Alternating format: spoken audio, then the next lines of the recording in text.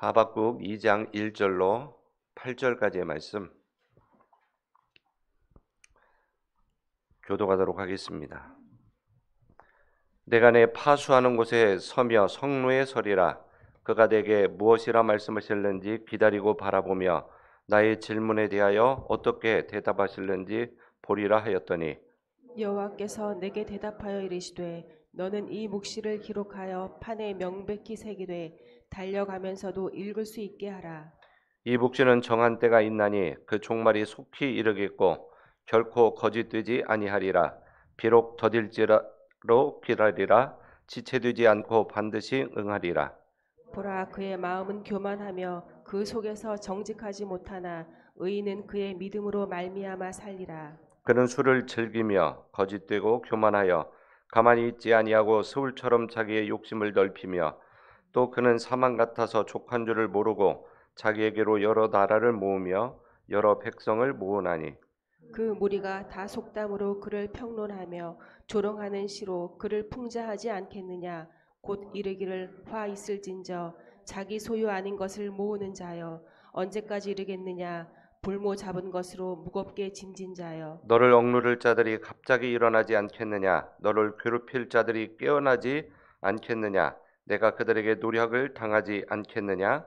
내가 여러 나라를 노력하였으므로 그 모든 민족의 남은 자가 너를 노력하리니 이는 내가 사람의 피를 흘렸으며 또 땅과 성읍과 그 안의 모든 주민에게 강포를 행하였음이니라. 아멘. 여러분, 재림의 때가 언제라고 생각합니까? 수많은 믿음의 선배들이 재림의 때를 기다리다가 죽음, 또 성도의 죽음은 잔다고 표현했는데 다 기다리다가 돌아가셨습니다. 아마도 우리도 나 때에 주님을 만나지 못할지도 모릅니다. 그래서 수많은 사람들이 이 재림의 때를 사모하고 기다리다가 지쳐서라기보다는 기다리다가 주님의 재림을 보지 못하고 하나님 나라에 들어갔습니다. 우리에 대해 주님을 만날 수 있다면 얼마나 큰 영광이겠습니까? 여러분, 만나고 싶죠? 쉽게 아멘 하지는 못할 것입니다. 만약에 주님이 지금 이 자리에 오신다면 누구도 아멘 기다렸습니다라고 말할 수 있는 성도들이 많지를 않습니다. 왜냐하면 우리가 재림이 있는 것을 알고 주님의 임재를 믿고 또 그분이 오시기를 말로는 사모한다고 하지만 실제 재림에 대한 준비가 아직 덜 되어 있기 때문입니다. 그래서 주님의 임재가 사실은 두렵기도 하고 설레기도 하지만 또 주님의 임재를 위해서 우리가 준비하는 삶을 살고자 오늘 하루도 아마 노력하며 살아갈 것입니다. 그런데 주님은 성경에서 늘 우리에게 하시는 말씀이 뭐냐면 내가 반드시 올 것이다. 내가 속히 올 것이다. 그리고 기다리라고 말합니다. 그래서 우리가 주님의 재림 때까지 우리가 해야 될 일은 뭐냐면 기다리는 것입니다. 인내하는 것이에요. 참고 기다리고 주님의 임재를 사모해야 되는 것입니다. 근데 이것이 쉽지 않은 거예요. 매 순간마다 하나님을 인식하며 살아가야 되는데 이 세상이 호락호락하지 않습니다. 여러분, 이 세상은 공중 권세 잡은 이 사단의 손에 하나님이 내어 맡겼습니다. 사단이 어떤 존재입니까? 죄를 알지도 못한 이를 넘어뜨린 자입니다. 그러나 죄인된 우리를 넘어뜨리는 것은 너무도 쉬운 일이죠. 그래서 이 땅을 살아가면서 우리가 주님을 전적으로 의지하지 않으면 우리는 아무리 노력해도 우리는 죄의 유혹 앞에 넘어질 수밖에 없는 것입니다. 그래서 오늘도 이 자리에 나와서 하나님 앞에 엎드려 기도하는 것이고 오늘도 하나님 나를 도와달라고 하나님 나를 승리하는 자리에 있게 해달라고 하나님 앞에 엎드려 기도하는 것입니다. 그러한 승리가 오늘 하루도 여러분에게 있기를 바랍니다. 3절에 보니까 종말이 속히 이르겠고 결코 거짓되지 아니하리라. 여기서 얘기합니다. 비록 더딜지라도 더딜 것을 얘기하고 있죠. 비록 더딜지라도 어떻게 하라? 기다리라고 말합니다.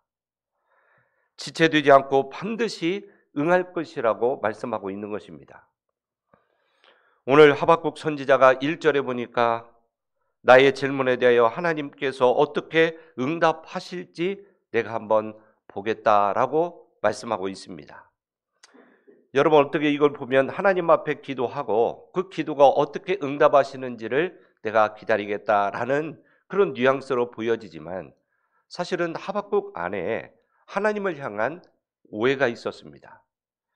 그 오해는 뭐냐면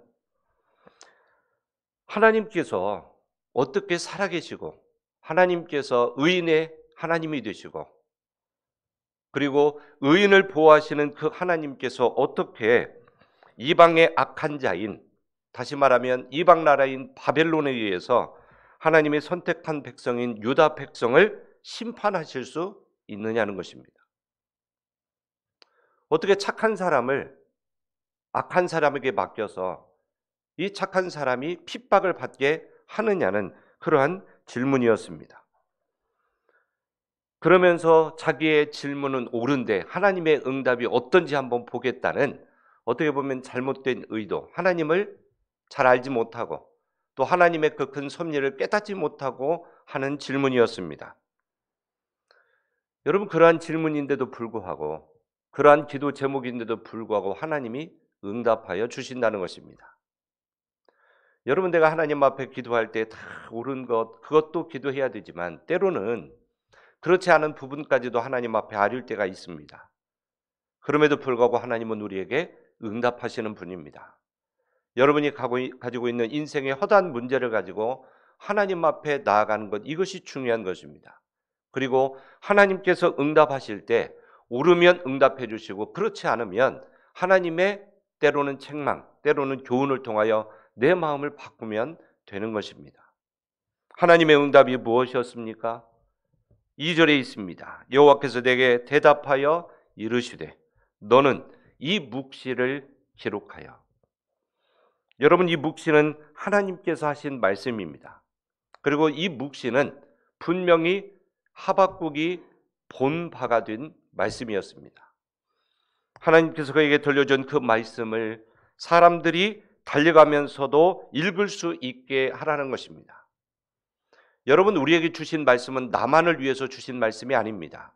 이 말씀은 반드시 다른 사람들이 밝히 알 수 있도록 우리는 새기고 선포하고 알려줘야 될 책임이 있는 것입니다. 하나님의 말씀을 맡은 자는 나의 구원만을 위해서 쓰는 것이 아니라 그것을 전달할 수 있도록 우리에게 주신 사명님을 깨닫고 오늘도 여러분의 입술이 다른 사람들에게 명백히 알 수 있도록 예수 그리스도를 선포하는 삶을 살 수 있길 바라요. 하나님께서 응답하실 때 하박국의 개인과 그 유다 민족의 백성의 차원을 뛰어넘어 하나님의 통치가 전 우주적으로, 전 세계적으로 임함을 말씀하고 있는 것입니다. 여러분, 하나님께서 종말을 선언했고 이 종말은 실질적으로 그 바벨론의 종말이 역사적으로 찾아왔습니다. 여기서 말씀하시는 것은 바벨론의 종말을 이야기하는 것이었지만 결국적으로는 주님의 재림, 이 땅의 악인들의 종말을 말씀하고 있는 것입니다. 하나님께서 역사적인 종말 가운데 임하셨던 것처럼 예수님의 재림도 반드시 임할 것입니다. 유다 백성들은 그때가 어느 때인지 알지 못했습니다. 그러나 그때가 반드시 임했던 것처럼 예수님의 재림의 때도 우리는 알지 못합니다. 하나님의 아들을 주셨던 그 예수님조차도 그때와 그 시는 알지 못하고 오직 아버지께만 안다고 하셨습니다. 우리가 구하는 것은 그때가 언제인지를 구하는 것이 아니라 그때를 준비하며 기다리는 그 삶이 하나님 앞에 악인의 삶이 아니라 의인의 삶으로 살아가기를 위해서 기도해야 된다는 것입니다. 하박국의 헤아리기에는 너무도 광대하며 초월적이고 완벽하신 분이 바로 하나님이십니다. 그래서 하박국에게 말씀하신 거예요. 그것은 뭐냐면 악인은 멸망하고 의인은 믿음으로 말미암아 산다라는 너무도 선명한 복음을 그에게 허락해 준 것입니다. 악인은 결국 멸망할 것이다. 악한 나라는 내가 망하게 하지만 의인은, 그리고 하나님이 선택한 백성은 반드시 살게 해주겠다는 것입니다. 우리가 흔히 자주 인용하는 말씀이 이곳에 나옵니다. 의인은 그의 믿음으로 말미암아 살리라. 의인은 그의 믿음으로 말미암아 살리라. 여러분, 이 말씀이 얼마나 귀합니까? 특히 사도 바울이 이신칭의, 다시 말하면 의인은 믿음으로 말미암아 산다는 이 구원론을 변증하면서 인용했던 말씀입니다. 여러분, 하박국도 그랬지만 수많은 사람들이 하나님을 향한 질문이 있었습니다. 그것은 뭐냐면 하나님이 유다를 멸하실까 바벨론을 벌하실까 하는 것이었습니다. 어떻게 보면 유다를 벌하시겠어? 바벨론을 벌하지? 이렇게 생각할지 모르지만 여러분, 하나님은 유다를 멸하고 바벨론을 멸하는 것이 아니라 죄인을 벌하시고 의인을 살리시는 분입니다. 여러분, 유다라고 해서 하나님 앞에 범죄했으면 반드시 하나님으로부터 책망을 받습니다. 그러나 바벨론이라 할지라도, 니누이라 할지라도, 멸망받을 백성이라 할지라도 하나님 앞에 회개하며 금식하며 하나님 앞에 엎드려 기도하면 하나님께서 그에게 구원을 베푸시는 것입니다. 하박국은 유다가 바벨론보다 의롭다고 항변을 합니다. 우리가 바벨론보다 좀 의롭지 않습니까? 여러분, 하나님은 그들이 어느 나라 백성인가에 상관없습니다. 유대인이냐 이방인이냐가 문제가 아닙니다. 여러분, 바리새인이냐 세리냐가 문제가 아닌 거예요. 하나님 앞에 어떻게 서 있느냐가 관건인 것입니다. 하나님 앞에 기도하고 깨어있는 자를 하나님께서 기억하시고 그의 삶을 인도하는 것입니다. 그러나 그리스도인이라는 이름을 가지고 있지만 하나님을 전적으로 의지하지 않는 자에게 하나님은 동행하여 주지 않습니다. 하나님은 참된 믿음을 가지고 있느냐를 기준으로 평가하시는 것입니다. 여러분의 마음의 중심이 참된 믿음을 가지고 살아갈 수 있는 그러한 성도들이 되기를 바랍니다. 우리 모두가 주님 앞에 온전한 믿음을 가진 의인으로 설 수 있기를 바랍니다. 여러분, 여기서 등장하는 악인은 누구일까요? 어떻게 보면 예수 그리스도를 믿지 않는 사람입니다. 그러나 여러분, 하나님을 믿는 사람조차도 이 악인과 같은 모습을 우리가 가지고 있다면 주님과의 동행을 할 수 없습니다. 왜냐하면 주님은 거룩하시기 때문입니다. 여러분, 그 사람에 대해서 이야기합니다. 4절에 보라, 그의 마음은 교만하다. 여러분, 악인은 교만한 사람입니다. 하나님 없다는 사람이 보고 내가 중심이 되어 살아가는 것입니다. 내 인생의 주인이 되어서 내가 계획하며 살아가고 있다면 그 사람은 교만한 사람입니다. 그리고 그 마음이 정직하지 못한 사람입니다. 여러분, 정직은 겉과 속이 같은 것입니다. 여러분, 겉이 의로우면 속도 의로운 사람입니다. 그러나 아닌 거예요. 속은 부패하면서 겉은 그런 척하는 것이 정직하지 못한 자들입니다. 그리고 술을 즐기는 사람입니다. 여러분, 이 땅의 것으로 취하면서 살아가는 것입니다. 그리고 그 사람의 욕심이 내버려 두지 않고 그 욕심을 자라게 하니까 욕심을 넓혀 가는 사람이 바로 악인들입니다. 그 마음에 하나님이 없습니다. 내가 중심이 되어 살아가는 사람들이 바로 악인인 것입니다. 여러분, 이 악인들을 향하여 하나님이 종말을 선언하고 있는 것이에요. 혹이라도 이러한 모습 속에 여러분이 살아가고 있다면 여러분, 오늘 하루는 살아있는 하루가 아니라 죽어있는 하루가 될 것입니다. 여러분이 겸손하길 위해서, 여러분이 정직하길 위해서, 술에 취하지 않고 성령에 취하길 위해서, 그리고 욕심이 아니라 만족하는 삶을 살아가기 위해서 하나님 앞에 기도하는 그런 무릎이 있기를 바랍니다. 그렇다면 죄인은 종말을 맞이하는데 의인은 누구일까? 의인은 궁극적으로 예수 그리스도를 믿는 사람일 것입니다. 근데 여기서 의인은 그의 믿음으로 말미암아 살리라 이렇게 표현을 했지만 이 살리라가 사실은 앞에 나와야 됩니다. 살 것이라는 거예요. 종말의 때가 임하지만 예수님이 이 땅에 오시지만 살 거라는 거예요. 어떤 사람이 삽니까? 여기서 의인이 아니라 그의 믿음으로 사는 거예요. 그의 믿음으로. 여러분, 그의 믿음으로를 내 믿음으로 사는가 이렇게 생각되어지죠.